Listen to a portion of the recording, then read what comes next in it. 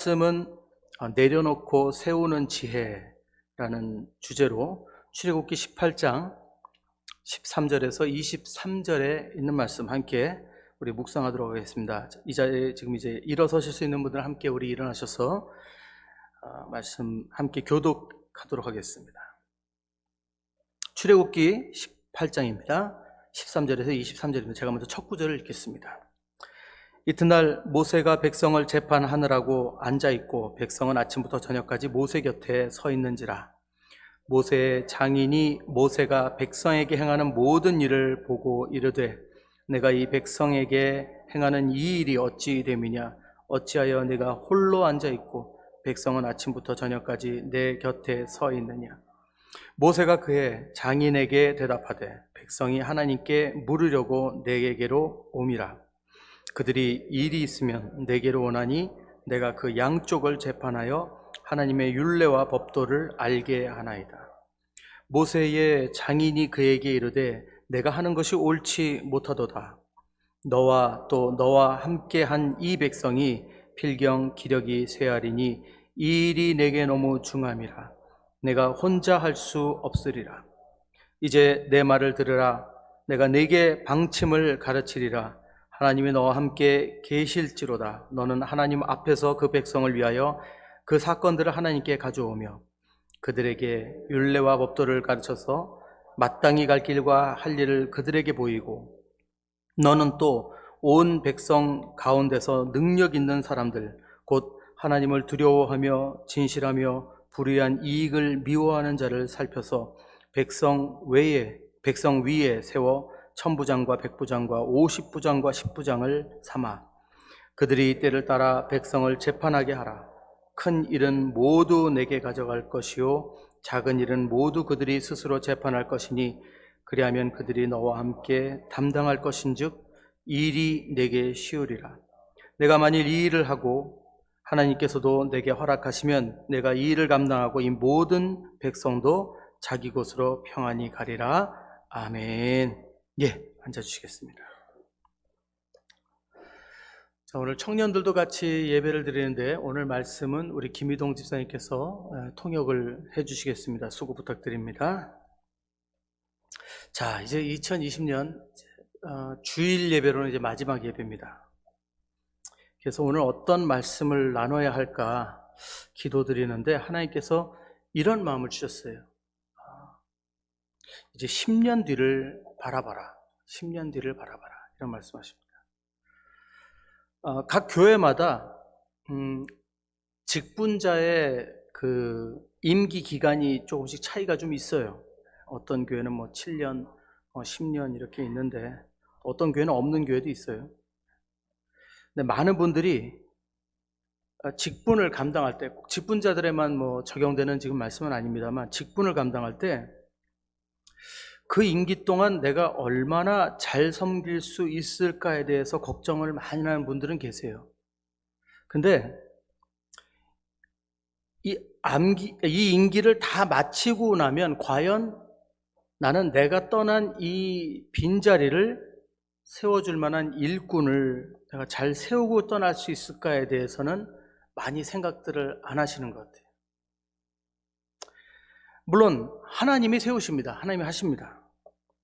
하나님께서 사람을 선택하시고 하나님께서 부르십니다. 하지만 우리 각자가 그 맡은 직분을 감당하는 동안에 그게 내 은사일 수도 있고 내 직분일 수도 있는데 감당하는 동안 참으로 믿음에 내가 본이 되지 못하고 가르치지 못하고 세우지 못한다면 거기에 대한 결과와 영향 그것도 결국 다 우리에게 돌아올 수밖에 없다는 것은 사실 우리가 다 알고 있는 일이죠.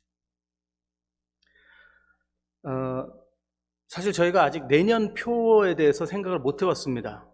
내년 표 아직 세우지 못했어요. 하지만 그보다 지금 어쩌면 우리한테 더 중요한 것은 우리 교회가 내년부터 다시 봉이찌로 교회를 시작하는 마음으로 앞으로 다가올 10년을 어떻게 준비할 것인가, 저는 그게 더 중요하다고 지금 생각합니다. 지금 당장 일어나는 일도 중요해요. 근데 차곡차곡 미래를 천천히 준비해 하기 위해서 기도하며 섬겨야 한다는 것입니다. 그냥 당장 앞에 일어나는 일만 보고 섬기는 거하고 10년 뒤를 바라보면서 섬기는 것은 큰 차이가 있습니다. 그걸 바로 비전이라고 그러죠. 그래서 오늘은 이 본문 말씀을 통해서 하나님께서 우리들에게 말씀하시고자 하시는 게 뭔가, 우리 교회에 가르쳐 주시고자 하시는 게 뭔가, 좀 적나라 할 수도 있지만 만약에 우리들의 지금 섬김의 자세에 뭔가 부족한 것들이 있다면 그거를 말씀하셔서 한번 생각해보고 정리하고 재검토하는 그런 시간이 되었으면 좋겠습니다. 우선 오늘 본문에는 출애굽 당시 광야에서 있었던 일이죠. 광야에서 백성들을 위해서 하루 종일 그들의 그 사정을 들어주고 그 재판을 하는 그런 모세의 모습이 나옵니다. 근데 마침 그때 그 당시에 그 미디안에서 제사장으로 있던 그 장인 이드로가 그때 와 있었어요. 그러니까 아내 십보라의 아버지죠. 십보라의 아버지. 그가 와 있었는데 그가 이 광경을 봅니다. 광경을 보고는 놀라는 거죠. 이게 뭐 하는 거야? 이렇게 놀라는 거. 놀라면서 몇 가지 조언을 해주는데 크게 세 가지를 조언을 해주는 세 가지. 이게 굉장히 중요해요. 첫째 뭐냐? 먼저 백성들의 문제를 좀 하나님께 맡기라는 겁니다. 이게 첫 번째예요. 자, 19절을 볼게요. 이제 내 말을 들으라. 내가 네게 방침을 가르치리니 하나님이 너와 함께 계실지로다. 너는 하나님 앞에서 그 백성을 위하여 그 사건들을 하나님께 가져오며 하나님을 신뢰하고 그 문제를 네가 가져가지 말고 모세 네가 가져가지 말고 그걸 하나님께 가져가라. 이런 얘기를 합니다. 여기서 장애인은요, 이드로는 모세에게 그가 지금까지 하나님의 몫까지 모두 맡아서 혼자 하고 있다는 것을 얘기하고 있는 거예요. 재밌어요. 백성들이 자신들의 문제를 가지고 나오면 하나님의 율법으로, 하나님의 그 규례에 따라서 그것들을 모세 자신이 판단하여 주었습니다. 물론 이게 잘못된 건 아니었어요. 왜냐하면 하나님이 모세에게 이걸 맡겨주셨기 때문에. 하지만 이런 식으로 일을 하게 되면 나중에 미래에 문제가 생길 수 있다는 것을 사실 이드로는 얘기해 주려고 하는 거예요. 장인 이드로가 모세에게 한 말들을 하나하나 짚어보자면 사실 이렇습니다. 이게 원래는 우리가 이 원어로 좀 이렇게 히브리어로 이거를 좀 분석을 해야 되는데 오늘 그래서 약간만 좀 히브리어로 들어갈게요. 여기서 제일 먼저 이드로가 뭐라고 얘기를 하면 네가 하는 것이 옳지 못하도다 이렇게 얘기해요. 네가 하는 것이 옳지 못하도다. 네. 포르투게스어로는 이렇게 되어 있어요. O que você está fazendo não é bom. 네. 그렇게 얘기해요. 네가 좀 하는 건 옳지 못하다. 이 말을 어떻게 들으면은 그냥 모세가 일하는 방식이 별로 생산적이지 못하다 이런 얘기를 하는 것 같아요. 근데 사실은 그거보다 더 깊은 뜻이 있습니다. 이게 뭐냐면 여기서 히브리어로 옳지 못하다에서 옳다 하는 그 단어, 그 동사는요 토브라고 합니다. 토브. 근데 토브가 뭘 얘기하냐면 선과 악에서 그걸 구분할 때 쓰는 단어예요. 그러니까 선을 구분할 때 쓰는 단어예요. 그래서 포르투게스어가 더 잘 번역이 되어 있는 거예요. 넝의 봉. 이게 잘못된 방법이다 이걸 얘기하는 게 아니라 이게 악하다는 걸 얘기하는 거예요. 이해하시겠어요? 그러니까 다시 말하자면 내가 하는 것이 옳지 못하도다는 네가 하는 것이 악하다 이 얘기를 하는 거예요. 아니 모세는 모세 나름대로 굉장히 고생을 하고 있는데 이드로 이 장인어른은 와서 그게 선하지 못하다고 얘기를 하는 겁니다. 무섭죠? 그럼 왜 이 모세가 일하는 방법이 악하다고 이드로가 얘기하는 걸까요? 14절 보면 이렇게 되어 있습니다. 네가 이 백성에게 행하는 이 일이 어찌 됨이냐? 어찌하여 네가 홀로 앉아있고 백성은 아침부터 저녁까지 내 곁에서 있느냐? 이렇게 14절에 얘기합니다. 여기서 장인 이드로가 하는 얘기는 모세가 백성들을 한 명 한 명 자기가 직접 심판을 하느라 자기는 앉아서 있고 높은 자리에 앉아 있는 거죠. 높은 자리에 앉아 있고 그리고 백성들을 하루 종일 줄을 세워서 거기서 기다리게 한다는 거예요. 이거는 그냥 생산적이지 않을 뿐더러 백성들의 입장을 고려하지 않는 미련하고 선하지 않은 방법이라는 걸 얘기하고 있는 겁니다. 그래서 두 번째 조언을 합니다. 두 번째 조언은 뭐냐면 백성들에게 그러니까 기본적인 하나님의 율법과 법도를 가르치라는 겁니다. 이게 두 번째 조언이에요. 20절 볼게요. 그들에게 율례와 법도를 가르쳐서 마땅히 갈 길과 할 일을 그들에게 보이고, 이렇게 되어 있습니다. 자, 이렇게 하나하나 모세가 다 생각해주고 다 판단해주고 이런 방식으로 일을 하면서 결국 어떤 일이 생기면 백성은 계속 무지 가운데 있다는 거죠. 모세가 다 씹어서 주는 겁니다. 먹여주는 겁니다. 그렇게 되면 결국엔 죄악과 사건, 사고는 줄어들지 않아요.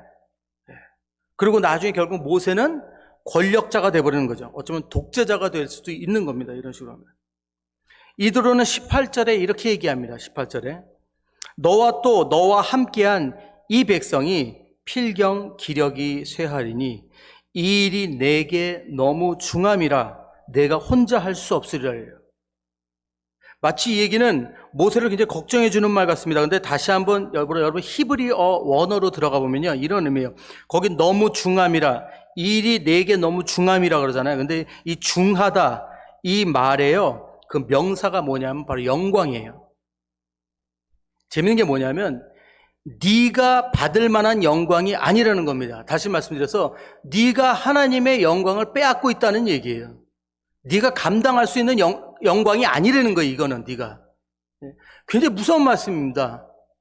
여러분 이거 우리 잘 생각하고 한번 우리 삶에 적용해 봐야 돼요.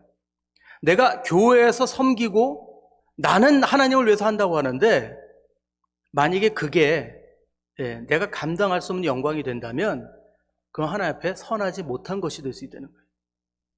굉장히 무서운 말씀이죠.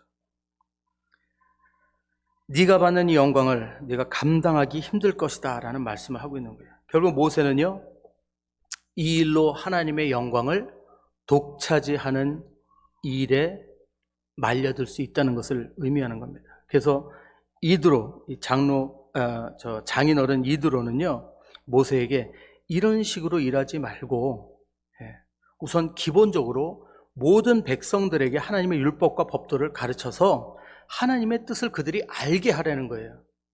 그래서 각자 자기 삶 가운데 하나님 앞에서 옳고 그름을 우선은 각자가 구별할 수 있도록 도와주고, 그 다음에 모세가 이런 일에 대해서 독재자가 되지 않도록 조심하라는 거죠. 여러분 중세 역사를 보면요, 교회 역사 중에 가장 어두웠던 기간이 그때 중세기입니다. 중세기인데 그때 참 재밌는 게 뭔지 아세요? 천주교가 성경을 보통 이 백성들에게, 성도들에게 오픈하지 못했어요. 안 했어요. 하질 않았어요. 전부 라틴어로 성경을 기록해 놓고 아무도 성경을 못 배우게 했어요. 성경은 누구만 읽을 수 있어요? 오직 신부들만, 라틴어를 공부한 신부들만. 그러니까 자기네의 소유물이 된 거예요, 성경이. 어떤 일이 일어났을까요? 교회는 점점 권력이 강해지고 거의 신격화가 돼가지고 교회가. 그리고 백성들은 어두운 가운데서 헤매는 거죠. 법도 없고 규례도 없고. 그것이 중세기였습니다. 바로 이런 일을 염려하고 말하는 거죠. 근데 이게 끝이 아닙니다. 마지막으로 이드로는 더 중요한 조언을 하나 해줍니다. 세 번째로 하나님의 사람들을 선별해서 세우고 일을 분담하라고 조언을 합니다. 일을 분담하라고. 21절 보겠습니다. 너는 또 온 백성 가운데서 능력 있는 사람들 곧 하나님을 두려워하며 진실하며 불의한 이익을 미워하는 자를 살펴서 백성 위에 세워 천부장과 백부장과 50부장과 10부장을 삼아, 이렇게 합니다. 자, 여기서 이드로가 우리에게 얘기해주고 있는 건요, 우리 인간은 연약하다는 거예요. 그래서 공동체의 연합이 필요하다는 거죠. 모세가 아무리 지혜롭고 의로워도 판단하고 재판하기에는 여러 사람의 관점에서 같이 검토하고 섬길 때 더 옳은 일을 할 수 있다는 것을 얘기해 주는 겁니다. 인정하라는 거죠. 그리고 백성들이 아무리 율법과 법도를 잘 배우고 알게 된다 해도 인간은 원래 의지가 약하잖아요. 그러니까 사건, 사고가 일어날 수 있잖아요. 그래서 그들이 어떤 잘못된 일에 말려들 때 이 옳고 그름을 정리해 줄 만한 법관들을 우리가 세워야 된다는 거죠. 지혜로운 사람들, 하나님의 사람들, 정직한 사람들 세워야 된다는 거예요. 정말 참으로 지혜로운 조언들이 아닐 수가 없습니다. 그리고 놀랍게도 오늘 이 본문은 이 사건에는 초대교회의 행정과 그 정치, 그 모든 것이 여기서부터 시작되는 것을 보여주고 있어요. 그런데 놀라운 게 있어요. 자, 저는 오늘 말씀을 묵상하고 정리하는 가운데 오늘날 우리 한국 교회와 한국 사회를 한번 비교해서 묵상하지 않을 수가 없었습니다. 우선 첫 번째로 우리가 기억해야 되는 게 뭐냐면요, 재밌게도 이 모세의 장인, 즉 모세의 아내 십보라의 아버지 이드로는요 유대인이 아니에요. 예, 이방인이에요. 근데 그냥 이방인이 아니에요. 아까 뭐라고 그랬어요? 미디안의 뭐라고요? 제사장이에요. 제사장. 사실은 하나님을 섬기는 사람이 아니고 우상을 섬기는 제사장이에요. 재밌지 않아요? 하지만 그는 하나님의 주권을 인정하는 자입니다. 우리가 오늘 18장을 읽었는데 18장 그 초반에 보면요, 모세가 장인 어른이 오니까 하나님이 하셨던 그 일들을 쫙 얘기를 해줍니다. 그러니까 이드로가 너무 기뻐서 하나님을 찬양할지어다 하고 그 이야기를 받아들이고 하나님의 높으심을 인정하는 사람이었어요. 또 이 이드로라는 사람은요, 모세가 광야에서, 이집트에서, 애굽에서 도망쳐가지고 갈 곳이 없을 때, 물론 이제 모세가 이제 그 십보라 그 딸들이 이제 물 기르는 데서 도와준 사건이 있었죠. 하지만 그를 받아줍니다. 받아주고 그를 품어주고 사위로 삼아준 사람이 이드로예요. 굉장히 마음이 넓은 사람이에요.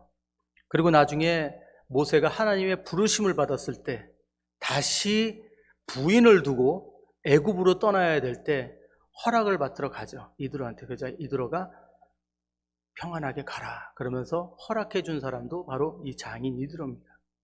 굉장히 선한 사람이죠. 하지만 그는 이방인이었어요. 하나님을 믿는 사람이 아니에요. 네. 이방신의 제사장이었어요. 재밌는 얘기입니다. 근데 놀랍게도 하나님은 이런 이드로를 통해서 모세의 실수를 보여주시고 그리고 새롭게 백성들을 치리하고 정치하는 지혜로운 방법을 이드로를 통해서 주셨다는 거예요. 그게 너무 신기합니다. 자, 이것은 어찌 보면 아브라함 사건하고 비슷하죠. 아브라함도 그렇고 이삭도 그랬죠. 예, 창세기 12장이나 창세기 26장 보면 어떻게 부전자전이에요. 둘 다 똑같은 일이 있는지. 기근이 있을 때 아브라함이 내려가지 말라고 했는데 애굽으로 결국 내려가잖아요.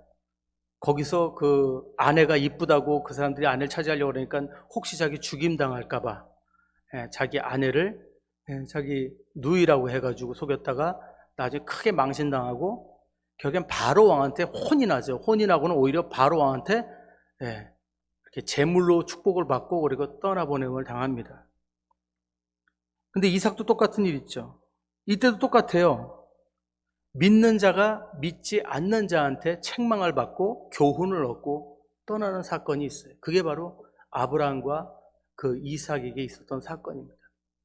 하나님은 때론요, 우리 그리스도인들이 온전히 서 있지 못할 때, 세상 사람들 통해서라도 우리 부끄러움을 드러내시는 분이 하나님이십니다. 우리는 때로는요, 믿지 않는 사람들을 이렇게 우습게 하려고 그러는데 그렇지 않아요. 때로는 세상 사람들이 더 도덕적인 사람들이 있고 윤리적인 사람들이 많아요. 근데 하나님은 그런 일들을 통해서 우리의 잘못된 것을 보여주시기도 하죠. 그러니까 자꾸 혹시 교인들, 우리 기독교인들이 뭐 세상 사람들이 우리 비판한다고 해서 우리를 핍박한다고 이렇게만 보실 게 아니에요. 잘못한 건 잘못한 거 인정해야 돼요. 이때도 하나님은 이방인 바로를 통해서, 왕 바로를 통해서 이 아브라함과 이삭을 야단치시고 잘못을 깨닫게 했는데 여기도 그런 거예요. 여기도 이들을 통해서 모세의 잘못된 행동을 알게 하신 거죠. 자, 오늘날 한국 교회는요 상당히 그 배타적인 면모가 있습니다. 이런 거 볼 때 뭐냐면, 자, 여기서 하나님은 세상 사람을 통해서라도 우리에게 잘못된 걸 보여주세요. 근데 우리는 그런 것에 굉장히 배타적이에요. 굉장히 배타적인데 사실 문제가 뭐냐면 한국 교회 대부분이 일관성이 없어요. 일관성이. 다 그렇다는 건 아니에요, 근데. 자, 솔직히 우리 많은 한국 성도님들, 뭐 직분자분들, 또 사역자, 뭐 목회자분들, 개개인 생활 속에는요, 세상 문화 스며들어 있어요, 없어요? 솔직하게. 있죠. 조금씩 있죠, 다. 어떤 때를 보면 이렇게 굉장히 잘 접하고 잘 즐기시고 그러는 것 같아요. 근데 이상하게도 그 공식적인 뭐 교회 예배, 뭐 행정, 뭐 이런 부분에서는 상당히 보수적으로 세상 방법들을 문제 삼고 거기에 대해서 막 방어하고 막 그런 경우를 많이 봅니다. 뭐 많은 예를 제가 들진 않겠지만 얼마 전에 보니까 몇몇 목사님들께서 예배 가운데 영상으로 성경 본문 구절이나 뭐 이렇게 찬송가 가사 올리는 것에 대해서 비판하시는 분들이 좀 있습니다. 꽤 있어요. 그러면서 이제 성경책 찬송가를 들고 다니라는 거죠. 신앙이라면 가지고 다니라는 거죠. 저도 공감하지 않는 건 아니에요. 공감하지 않는 건. 근데 여러분 현실을 한번 보자고요. 현대인들은 이미 여러분 인터넷, TV 요즘 여러분 TV 40인치 갖고서 창피해요. 요즘 기본이 50인치. TV가 왜 자꾸 커질지 모르겠어요. 요즘은 벽 하나가 TV야. 어떻게 봐야 될지 이렇게 봐야 돼. 예. TV가 점점 커져요. 예. 여러분 살라가 여러분 커봐야 얼마나, 그래서 우리 교회 얼마나 잘 사시는 분들인지 모르겠는데 몇 미터 정도입니까 거리가? 그냥 벽이다 하나가 그건데 그 멀지도 않아요. 근데 여러분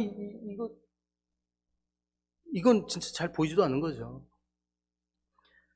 거기에 셀폰, 맨날 셀폰 이러고 계시고요. 거기에 익숙해져 있어요? 아니, 익숙해져 있어요. 예. 요즘 가만히 이렇게 두 분이 이렇게 앉아서 할 얘기가 없으면 바로 셀폰부터 이렇게 보시죠. 예, 멋쩍으시면. 그게 우리 습관이에요. 저도 그래요.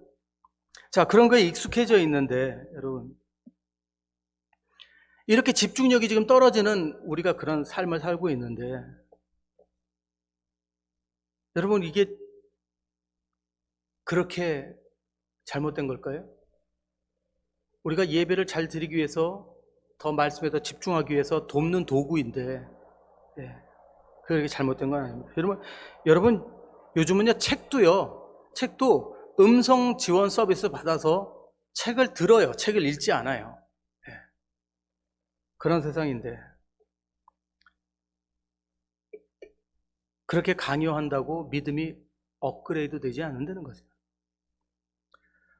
여러분 교회라는 곳은요 믿음이 강한 자들만 다니는 데가 아닙니다. 저번에도 내가 말씀드렸지만 여기는 믿음이 약한 분들도 계세요.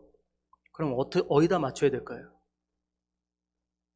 여러분 애굽에서 모세가 그 많은 백성들을 데리고 그 광야를 걸을 때 누구의 걸음걸이 속도에 맞춰서 걸었다고 제가 그때 말씀드렸죠? 가장 어린 아이들과 노인들의 걸음에 맞춰서 같이 걸어갔을 거라고 제가 그랬잖아요. 교회도 마찬가지입니다. 이런 도구들을 도구로서가 아니라 뭐 핵심처럼 막 본질처럼 해서는 안 되겠죠. 하지만 우리가 예배를 더 잘 드리기 위해서 이 도구를 사용하는 건 절대 악한 것도 아니고 또 덜 거룩해지는 것도 아닌 것을 우리는 이해해야 되는 시대가 이제 바뀌었으니까. 솔직히 말해서 목사님들 틈만 나면 페북에 사진 잘 올리시더만 왜 예배만 가지고 그러는지 이해를 잘 못하겠어요. 여러분 배울 것이 있으면 우리는 배워야 하고요. 적응할 것이 있으면 적응해야 되고 또 전문인이 필요하면 투자하고 사람 세우기 위해서 노력해야 된다는 겁니다. 그리고 이렇게 사람을 세우기 위해선 제일 먼저 해야 되는 게 내 것을 내려놔야 돼요. 내 것을 내려놓고 가르치고 그리고 자꾸 맡기고 그 좀 잘못해도 신뢰하고 기다리는 작업을 해야 됩니다. 바로 앞만 보고 달려가는 교회는 그걸 못해요. 근데 10년 뒤를 바라보고 일하는 교회는 그거 할 수 있어요. 그게 다른 거예요. 여러분 이미 세상을 떠났지만 여러분 애플사 아시죠? 예, 핸드폰, 애플, 노트북, 애플 회사에 그 창시자인 스티브 잡스 들어보셨죠? 스티브 잡스가 12살 때입니다. 12살. 여러분 12살이 얼마나 어린지 알죠? 우리 학생부에서 제일 어린 친구가 10살이에요. 그래서 2년만 더 지나면 저 친구가 12살. 스티브 잡스 12살 때 이 친구가 워낙 천재적인 친구니까 어릴 때부터 무슨 전자기계를 열심히 고치려고 애를 쓰다가 그 부품 하나가 없는 거예요. 근데 그 부품을 아무 데나 살 수 있는 게 아니에요. 그러다 보니까 그때 당시 스티브 잡스가 12살 때 그때 당시에 가장 큰 기업, 전자제품 기업이 뭐냐면 휴릿 파커예요. 여러분 휴릿 파커라고 들어보셨어요? 이게 쓰기가 좀 애매한데 휴릿 파커 인쇄기 HP 이렇게 써 있는 거 보셨어요? 노트북도 휴릿 파커. 그 회사가 꽤 컸는데 거기다 연락을 한 거예요. 전화를 했는데 놀랍게도 누가 받았냐면 빌 파커가 받았어요. 빌 파커가 누구냐면 부창시자예요. 그 회사에 기업에 전화를 걸었는데 부창시자가 받을 확률이 몇 프로나 될까요? 모르겠어요. 근데 그 빌 파커가 받은 거예요, 전화를. 이거 진짜 있었던 일이에요. 근데 그 부창시자 받아가지고 이 12살, 여러분 12살짜리 소년의 목소리 들으면 애인 거 알까요? 모를까요? 당연히 알겠죠? 근데 그 12살짜리 아이가 전화를 거니까 앵앵앵 하는 소리 듣고 그래. 그러고 다 들은 거예요. 뭘 하려고 그러니? 그러면서 다 들어주더니 부품을 구해준 것뿐이 아니라 여러 가지 조언을 막 해주면서 나중에 야 회사로 좀 와봐. 너 여기 와서 인턴으로 공부해라. 그래서 키워준 거예요. 여러분 스티브 잡스가 혼자서 애플사를 창작한 게 아니고요. 여기서부터 시작한 거예요. 그 휴렛 파커가 지금 경쟁사였는데 나중에 휴렛 파커에서 스티브 잡스가 어렸을 때 그 재능을 보고 그 부창시자 빌 파커가 데려다가 인턴으로 12살 때부터 쓴 거예요. 이 친구를. 그때 이 친구가 거기에서 꿈을 키우고 거기에서 컴퓨터에 대한 그 지식을 얻고 나중에 애플 컴퓨터를 만든 사람이 된 겁니다. 놀랍잖아요. 자, 그럼 만약에 이런 일이 우리나라에서 일어났다면 어떻게 됐을까요? 네. 첫 번째, 1. 먼저 한국 기업에서 부창시자가 직접 전화를 받을 일이 없습니다. 네. 자, 2. 만에 하나 받았다. 근데 애 목소리 딱 듣고는 바로 끊거나 아니면 사무직원한테 돌려버렸을 거예요. 자, 사무직원한테 갔습니다. 3. 어떤 일이 있을까요? 사무직원은 이야기를 듣다가 가소롭다는 듯이 이렇게 했겠죠. 야, 그저 청계천 저 낙원상가 가면 찾을 수 있어. 그리고 끊었겠죠. 그럼 4. 소녀는 결국엔 청계천에 가서 싸구려 부품을 속아서 가지고 겨우 대충 고치고 그리고 나중에 평범한 사원으로 살다가 생을 마칠 가능성이 굉장히 높은 곳이 한국입니다. 놀랍지만 이게 한국의 현실이에요. 아니라고요? 사회만 그래요? 교회도 똑같아요. 이런 면이 한국인들에게 있어요. 교회건 회사건 내가 할 줄 아는 일 그거를 또 다른 할 줄 아는 사람이 나타난다. 혹은 나보다 더 잘하는 사람이 나타난다 하면은 갑자기 전투태세로 들어갑니다. 굴러온 돌이 박힌 돌을 뽑지 이러면서 방어태세 들어가요. 한국 교회 안에서 제가 수도 없이 경험한 게 뭐죠? 제가 몇 년 사역하죠? 거의 30년 사역하는데 제가 여러 교회를 다니는데 수도 없이 경험한 게 뭔지 아세요? 제가 어느 교회로 갈 때는 제가 뭐 전문의는 아니에요. 근데 유경험자로 책임자로 제가 갈 때가 많아요. 사례를 받고. 그렇죠. 저도 뭐 생활이 있으니까. 근데 가서 제일 힘든 게 뭐냐면요. 책임자로 부임하건 뭐 전문가로 부임하건 상관없어요. 제일 어려운 게 뭐냐면 제 자리에 전에 계시던 분이 그 자리에서 안 나오세요. 사실은 나와야 돼요. 제가 이미 거기 부임했기 때문에. 근데 잘 안 나가세요. 그리고는 계속 협조 안 해주시고, 협조를 좀 해주셔야 돼요. 전에 있었던 일을 제가 받아야 돼요. 협조 안 해주시고, 결국에는 뒤에서 막 흠 잡으시고, 막 시기 질투하셔서 막 누구한테 막 제가 뭐 조그마한 실수한 거 다 꼬질러 바치고. 저도요, 교육과 찬양에서 전문의는 아니더라도 유경험자인데, 자신이 계신 자리에 자꾸 안내해 주시겠다고 그러고 계속 그렇게 문제를 교회에서 일으키면 어떻게 될까요? 제가 떠나야 돼요. 그분은 거기 평신도시거든. 근데 저는 굴러온 돌이거든요. 굴러온 돌이 그냥 조용히 나가야지. 어떻게 그런 일이 한두 번이 아니에요, 여러분. 제가 없는 얘기를 하는 게 아니에요. 근데 더 놀라운 건 뭔지 아세요? 교회에서 별로 신경 그렇게 안 써요. 왜냐하면 경험자든 은사자든 교회에서는 큰 차이를 별로 못 느낍니다. 왜? 첫 번째 이유가 뭔지 아세요? 안 들여다봐요. 네.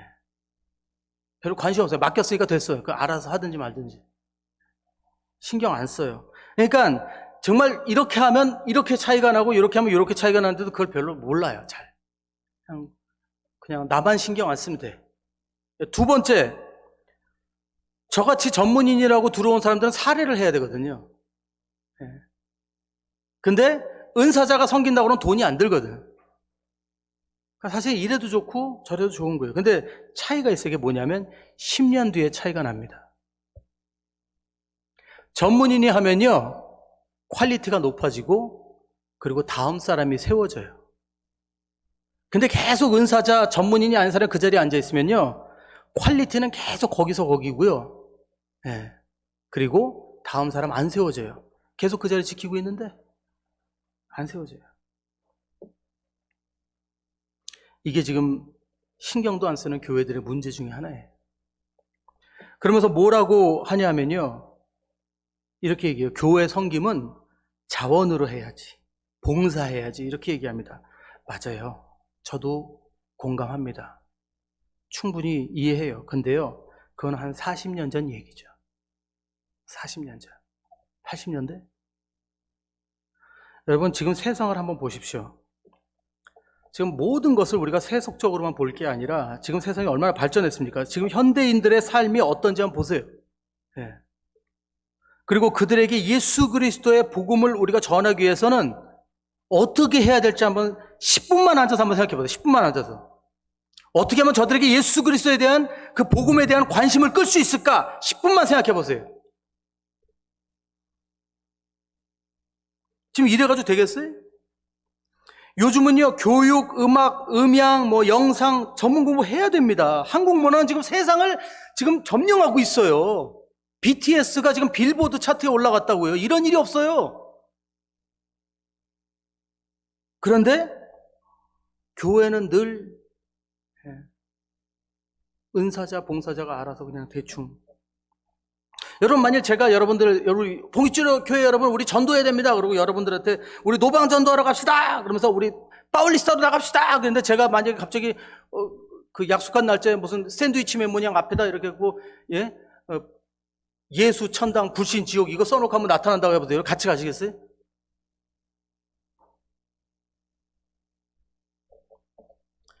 잘못된 방법은 아니에요.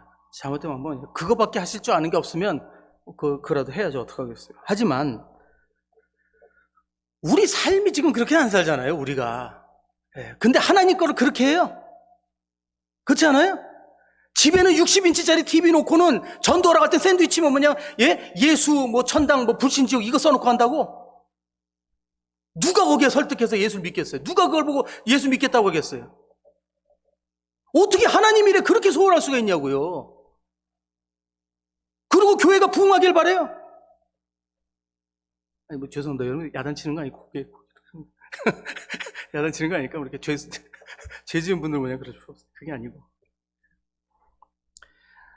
여러분, 우리는 한번 생각해 봐야 돼요. 지금 교육이 얼마나 발전했습니까?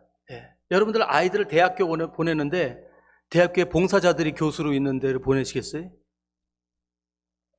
아니면 명문대에서 졸업한 교수들이 있는 대학에 아이들 보내고 싶으시겠어요? 마찬가지잖아요.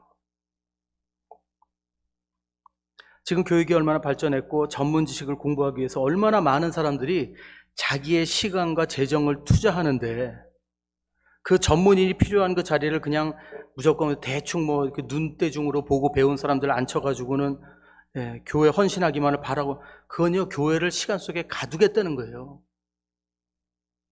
더 이상 아무것도 안 하겠다는 거죠. 우리는 다음 세대 전문의들을 키워주고 세워야 합니다. 그러기 위해서 해야 되는 일은 먼저 뭐냐면 우리가 내려놔야 돼. 내가 옛날 방식을 내려놔야 돼. 옛날 내가 하던 방식. 나는 그렇게 안 배웠어. 나 때는 그렇게 안 했어. 그건 이제 죄송합니다. 좀 쉬세요. 지금은 그렇게 하면 안 돼요. 여러분, 전 너무 감사한 게 우리 교회 동건 형제가 있어서, 미안해요, 이름을 얘기해서. 우리 동건 형제는 너무 감사해요. 동건 형제 영상 얼마나 잘하는 건지 아세요? 제가 저 큰 교회에서 일하다 왔어요. 이렇게 센스 있는 친구 없어요. 주보에 사판을 하면 사파도 예쁘게 넣어. 이 사진 같은 거 디자인, 오늘 왜 사진 안 넣었어? 뭐 구절 같은 거 넣으면 사진도 참 예쁘게 넣어. 이게 센스예요, 센스. 예.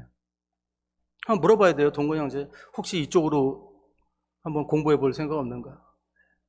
우리 한번 그런 사람들 키우고 자꾸 그 친구들이 정말 얼마나 가치 있는 사람들인가 우리가 얘기해 줘야 돼요.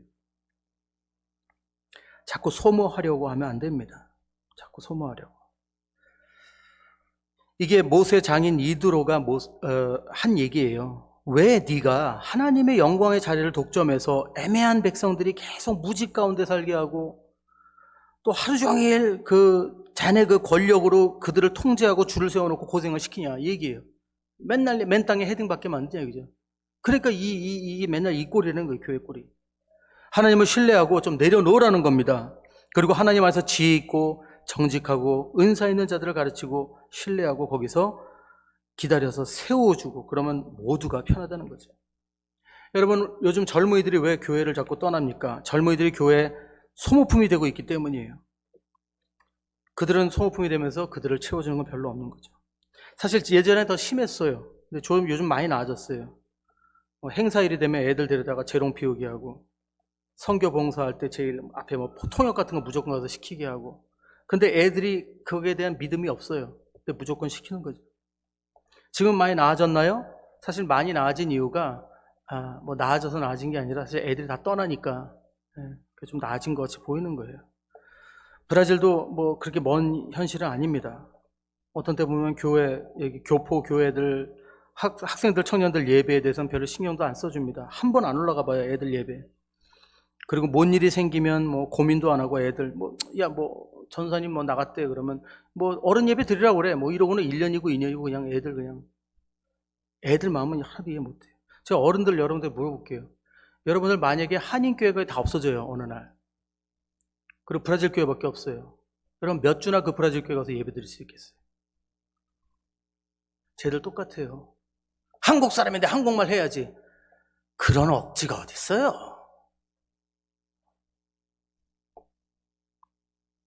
왜 브라질의 사역자가 부족하냐고요? 사역자를 교육자로 안 보고 애들 보모로 보니까 그래요.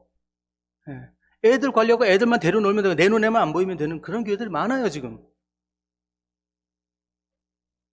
그러니 그 사역자들 젊은 사람들 얼마나 꿈이 많겠어요. 그 열정 가지고 애들이랑 해보고 싶은 것도.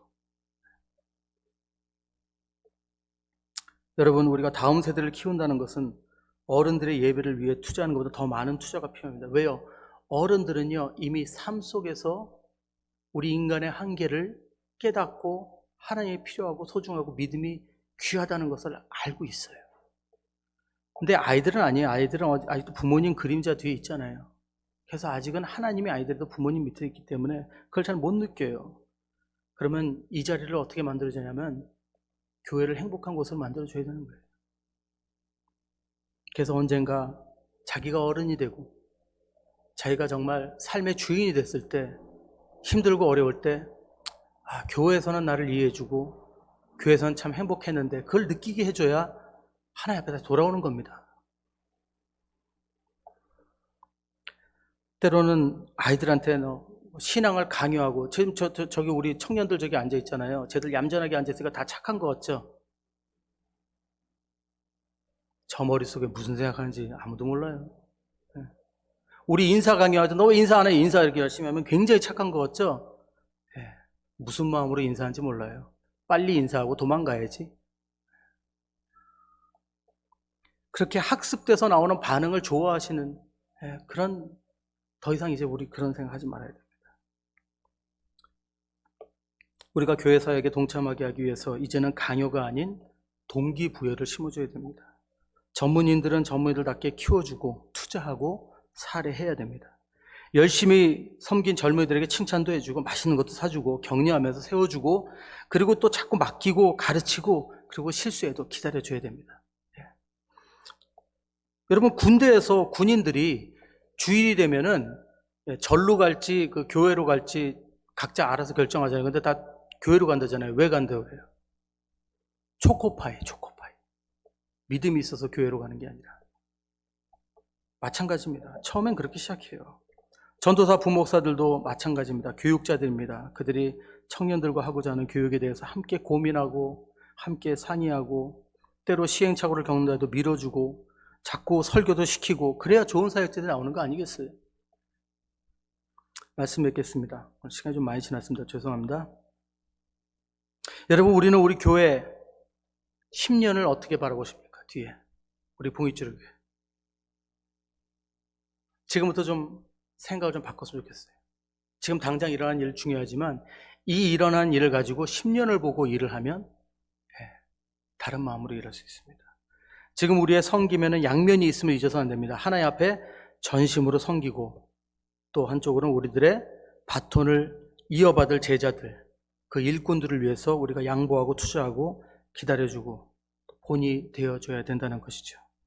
복음 선교는 다른 것이 아닙니다. 먼저 우리 안에서 시작하는 겁니다. 우리 안을 다지고 나의 변화로 시작해서 교회를 세우고 그리고 더 나아가 세상을 향해 나갈 수 있는 것이죠. 다음 세대가 없으면 하나님의 사역은 끝나지는 않습니다. 하지만 정체된다는 거 잊지 마십시오. 정체된다는 거. 더 많은, 더 넓은 그 시야로 세상을 바라보고 더 멀리 미래를 생각하며 나의 섬김도 또 그 미래를 세움도 성공하는 우리 봉익주로교회 우리 모든 성도님들 되실 줄 믿습니다. 함께 우리 잠깐 기도하는 시간 가지겠습니다. 우리 자리에서 일어나셔서 함께 우리 통성으로 기도하는 시간 가질까요? 우리 시간 기도하실 때 아버지, 우리 봉익주로교회 2021년부터 다시 한번 새롭게 시작하는 교회가 되기를 소원합니다. 우리 저 10년 뒤를 바라보고 우리 다음 세대를 위해서 우리가 내려놓고 가르치고 본이 되기 위해 노력하고 헌신하고 기다려주고 투자하는 그런 우리 교회가 되게 하여 주시옵소서. 비전을 가지고 나아가는 그런 우리 교회가 되게 하여 주시옵소서. 우리 함께 기도하며 나가겠습니다. 사랑하는 아버지, 감사합니다. 아버지, 늘 앞만 보고 달려가는 우리들, 혹시라도 바로 코앞에 있는 문제만 본 것은 아닌지 아버지 다시 한번 오늘 말씀을 통해 깨닫게 하여 주시옵소서. 혹시 말씀 가운데 혹시 상처받으신 분들 계시면 주님 용서하여 주시고 오직 하나님의 말씀의 그 본질을, 핵심을 이해하게 하시고 주님 마음에 합당한 우리를 될 수 있도록 축복하여 주시옵소서. 아버지께서 이 봉익주로 교회를 크게 들어 사용하실 줄 믿습니다. 우리의 연약하고 부족했던 면들을 내려놓고 회개하게 하시고 그리고 내가 혹시 그런 사람이었다면 주님 다시 한번 하나님 앞에 온전히 설 수 있도록 지혜와 능력, 믿음을 더하여 주시옵소서. 우리 교회의 미래를 주님께 맡겨드립니다. 하지만 우리 또한 거기 동참하여서 열심히 수고하고 노력하게 하여 주시옵소서. 감사드리며 모든 말씀 주 예수 귀하신 이름으로 기도드립니다. 아멘. 함께 우리 찬양 드리겠습니다. 내가 주인 삼은 모든 것 내려놓고 우리 찬양 드리고 마치겠습니다.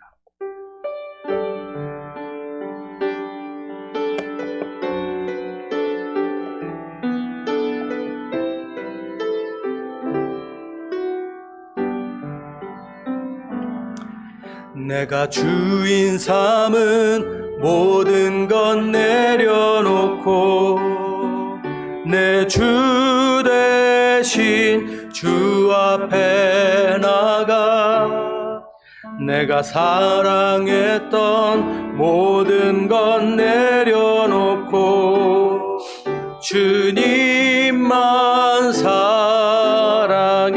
주 사랑 거친 풍랑에도 기쁜 바다처럼 나를 잠잠케 해. 주 사랑 내 영혼의 반석 그 사랑 위에 서리. 주 사랑 거친 풍랑에도 주 사랑 거친 풍랑에도 기쁜 바다처럼 나를 잠잠케 해. 주 사랑 내 영혼의 반석 그 사랑 위에 서리. 아멘. 이제는 우리 주 예수 그리스도의 한량없는 은혜와 하나님 아버지의 크고 놀라우신 사랑과 성령님의 감화감동하심이 날마다 10년 뒤 20년 뒤 우리 교회의 미래를 생각하며 기도하며 섬겨나가는 우리 모든 우리 성도님들 위해 온 교회 위에 지금부터 영원토록 함께 있을지어다. 아멘.